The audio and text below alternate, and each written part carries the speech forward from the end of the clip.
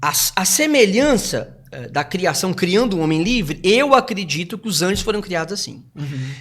Quando eu falo, eu não digo que Deus cria o mal, como se fosse um elemento indestrutível que viesse para ferrar o cara. Entendi. Porque no campo teológico há uma definição de provação e tentação. A provação, a Bíblia fala que Deus nos prova o tempo todo, daqui a pouco eu vou chegar lá quando a gente falar de mal. E ele pode utilizar o próprio diabo para provar você. Com toda certeza. Sim.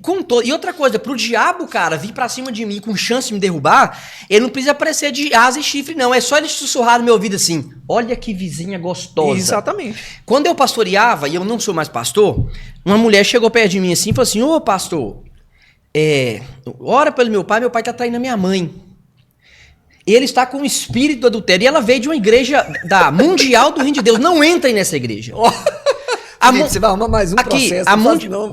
Sabe o que a Bíblia fala? Que o que é o adultério? Em Gálatas 5, obra da carne, está no meu coração. Cara, tão somente o diabo coloca gasolina num fogo que ele já existe. Ele só vai potencializar o seu desejo, tanto que o próprio Jesus fala para Deus, olha, livre-os do diabo e deles mesmos.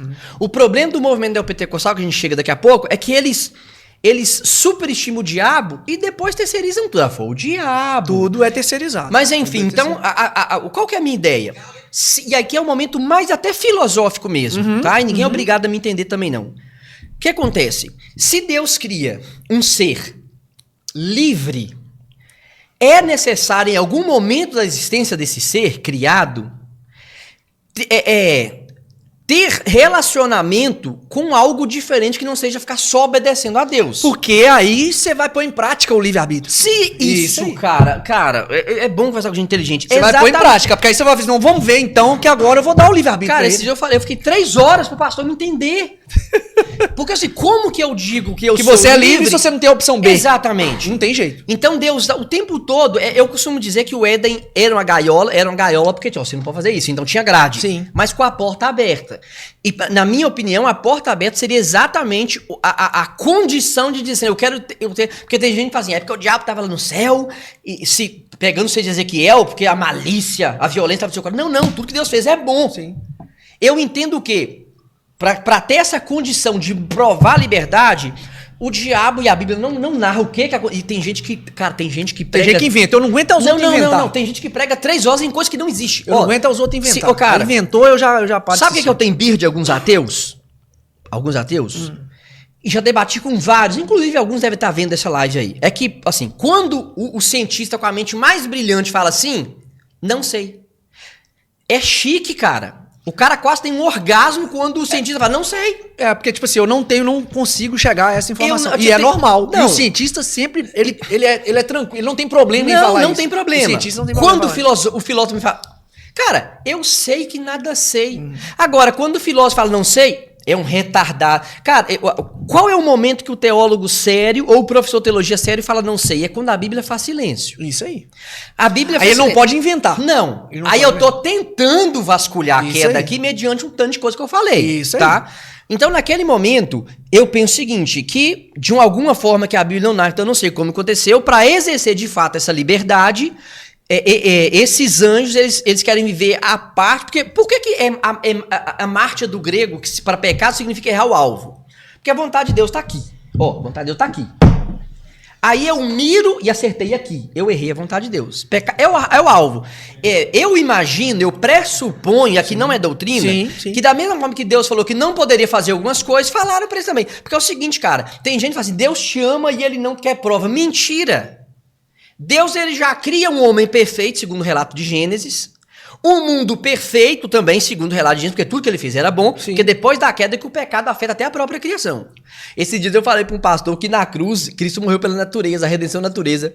Bicho, o cara ficou bravo, me xingou. Aí eu só pedi para ele ler Romanos 8. Agora, enfim, aí esses anjos, o que eles fazem? Há um teólogo chamado Augusto Nicodemos que ele fala algo interessante. Depois nós vamos falar do Augusto Nicodemos. Aqui, coloca no 20 ali. Que agora fez calor. E porque tava no 17. Eu falei pra você subir um pouquinho. Colocou 25. Aí. Na hora que ele acabar aqui, aí você lê. Tá, Augusto Codemos foi um dos meus professores. Ah, tá. Algumas das pessoas. Ele fala assim, que deu... Porque é o seguinte, a serpente... e queira entender como vocês queiram, se era literal ou não era, cara, isso pra mim é diáfora, tá? Toda vez que eu falar diáfora aqui, é um termo grego que significa secundário, é coisa que não precisa ficar brigando. É porque pra mim, só dentro desse negócio da serpente, pra mim, Felipe, usa o termo serpente, mas não é serpente. Na verdade, sim, pra mim a cosmogonia cristã, ela é baseada numa metáfora, que aquilo ali, no meu conhecimento histórico, científico, eu entendo que aquilo ali é uma cosmogonia mitológica que foi trazida, que seja inspirada ou não, para que o povo daquela época, com aquele conhecimento, com aquele acesso científico, pudesse digerir e entender a criação com aquela visão. E tá tudo bem. Sim. Eu não acho que o cara... Não é o que eu penso, mas não vou debater isso. Eu não acho que o cara que escreveu de sacanagem pra inventar coisas. Tipo assim, Josué lá lascou movendo de rotação e translação. Cara, é algo interessante que a Bíblia ela não tem pressuposto científico e ela sempre parte da ótica do observador. Cara, se Josué tá olhando como homem, e na cabeça dele, o sol parou. E é sensacional entender isso, Felipe, porque o que eu mais tenho raiva... Isso eu vou falar, eu tenho raiva. É do crente querer pegar a ciência, encaixar a ciência no texto bíblico para justificar. Sabe eu falo assim, irmão, não tem jeito, mas sabe para que é com isso? isso. Isso pra mim é uma pessoa que tem problema com a sua fé. Eu também acho que é o que a gente falou. Se você precisa que a ciência explique e justifique textos absurdos que estão escritos na Bíblia, você tem que trocar de fé. Tanto que, né, você ouviu falar de Thomas Edison? Sim. Thomas Edison, ele escreveu muito sobre teologia, quase ninguém fala. Eu não estou dizendo que um cientista não pode ser cristão. Claro, e vários cientistas são cristãos. Muitos, né? Judeus ganham o prêmio Nobel, é uma riveria, tá? Não é isso, mas enfim. Agora, em relação a só pra gente fechar essa questão da origem... Aí é bom que ele lê lá o negócio. Pra gente caminhar, então eu penso o seguinte... Para uma criatura ser livre, em algum momento, cara, Deus tinha que provar se era ela mesmo. Se era. Agora, Augusto Nicodemos fala que Deus conhece o mal por contraste. Você percebeu que a Eva, e aí, independente da sua crença, você não pode negar que a Bíblia é um livro. Você nega, né? Você Sem dúvida nenhuma. Você não é doido, né? Que a Bíblia é um livro? É um livro. Lógico que não. Então, no mínimo, é filosofia, né? Sim, beleza. Filosofia. Então, vamos olhar o texto do livro que pra você é filosofia, que pra mim é a palavra de Deus, tá tudo certo. Então, nesse livro, tá dizendo o seguinte, quando chega ali a serpente ali, ela fala assim, olha, você vai ser como Deus. Não é Eva que estava falando que assim, eu quero ser como Deus, eu quero ser como Deus para saber do que Deus sabe. Porque se parte a proposta. Se parte de um pressuposto que antes da queda o homem foi criado bom e não tinha malícia no seu coração. Então Eva não ficou assim, não, eu vou comer esse fruto aí, porque eu vou ser igual Deus, eu vou fazer o que... Não é isso. Não é isso. Sim.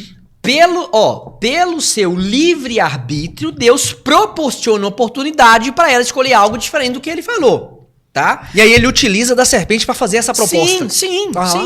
Olha como que ele não foge do controle. Nesse caso, ele respeita o livre-arbítrio, mas ele colocou... E outra coisa, se Deus decretou tudo isso pelo seu decreto soberano ou por presciência... não foi, de forma nenhuma Deus foi pego de surpresa, porque ele viu. Então, por ele ver, ele escreve antes que acontece. Isso é dentro, Igor, porque senão os teólogos reformados aqui, supralapsarianos, eles vão me trucidar. Essa questão de que Deus, antes de criar tudo, ele viu...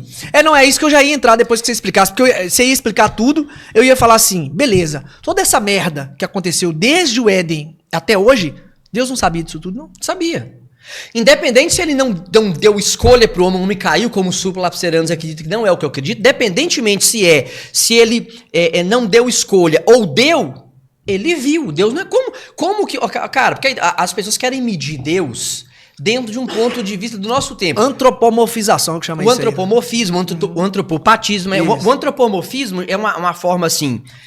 já que a Bíblia é só texto... Você humanizar Deus. Você pega assim, atributos emocionais e atribui a Deus para entender. Tá? Cara, se eu tô vendo um vídeo, Marquinhos, um filme, às vezes pelo levantar da sobrancelha eu sei que qual que é a reação do cara. Isso. Talvez se aquela música for uma música de suspense, você sabe que... Mas a Bíblia, o texto é frio, cara. Aí. Eu gosto muito de enviar áudio pros outros, porque dependendo da forma que você escreve, o cara tá achando que tá desfazendo dele. Exatamente. Beleza? Então, beleza. Aí nós estamos certos. Então, assim, Augusto Nicodemos fala que a serpente... ela foi muito astuta porque ela fala assim, você vai ser como Deus. Aí Nicodemos fala assim, Deus conhece o mal por contraste. Aí entra com a questão que o mal não é livre. Deus está aqui, o mal está aqui, mas o mal não tem influência e poder nenhum sobre Deus.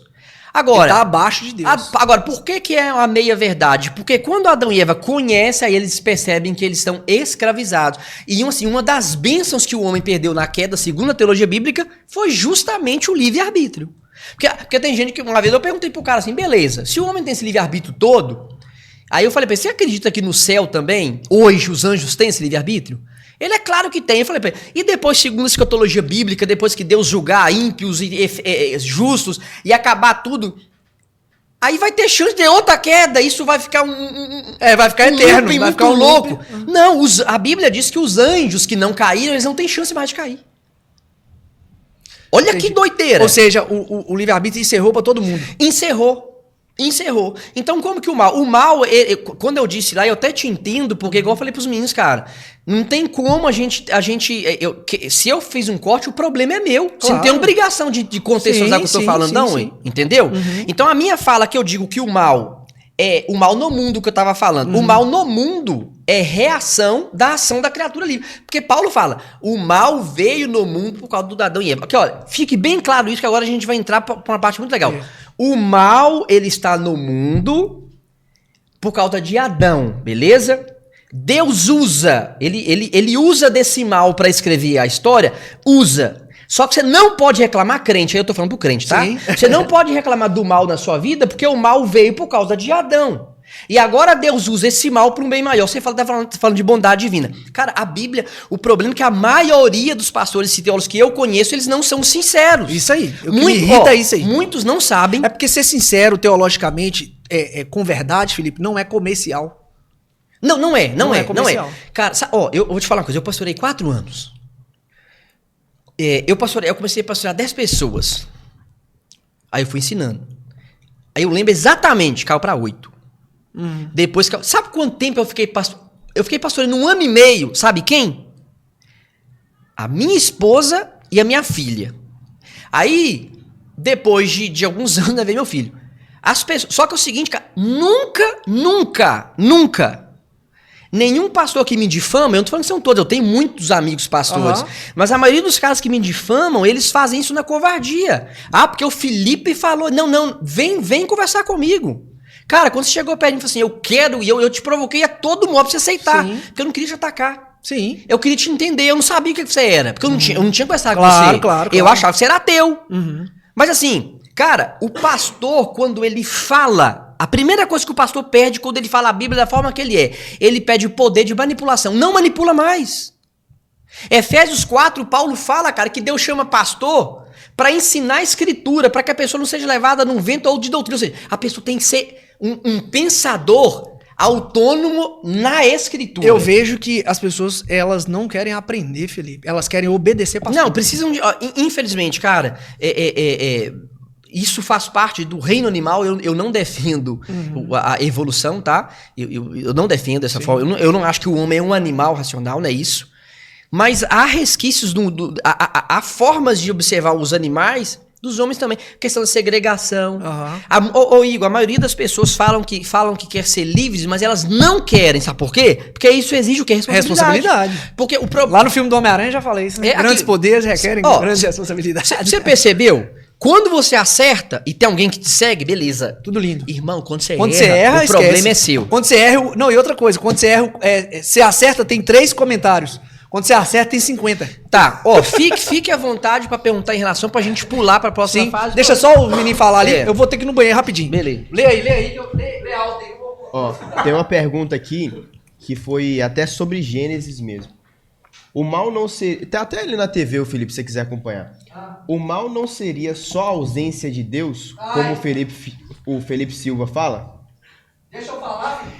Pelo amor de Deus. Felipe Silva, né? O mal, eu até sei onde quer chegar, cara. Isso é tão perigoso que abre um precedente. Se eu afirmar isso aqui, o inferno não é o que a Bíblia fala, não. Tem gente que fala que a maior problema é a ausência de Deus. Se o mal é a ausência de Deus, então Deus é negligente? Deus não é perfeito? Porque pensa bem, cara. Olha como que uma coisa leva a outra.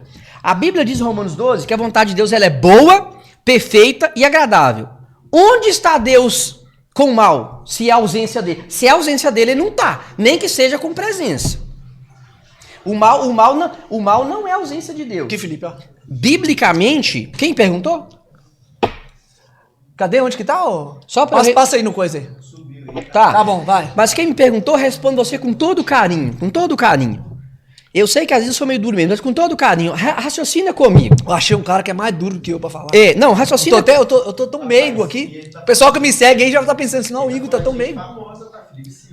Não é Felipe Silva, não é Rodrigo Silva, não é não? Não, nossa senhora, eu amo o Rodrigo Silva, depois eu que vou falar. Você sabe o que... Você sabe... Rodrigo Silva foi no Potbar. Mas Opa, deixa o Felipe falar, depois é eu. Você sabe Vai. o que o Rodrigo... E a partir de agora tá na ideia assim. Sabe o que o Rodrigo Silva tem mais do que eu? Tem mais é que se fuder. Dinheiro e Tô zoando. seguidor. Vai. Eu não posso Vai. dizer isso não, que é pecado. Vai. O que o Rodrigo Silva tem mais do que eu é dinheiro e seguidor. Isso é um fato. O que acontece? O Rodrigo Silva, para defender de livre-arbítrio, ele teve assim, tá na live do canal dele. Ele fala que para Deus agir no universo, o homem tem que deixar. Nossa. Mas pelo menos, ô Igor, ele foi homem o suficiente de assumir o óbvio.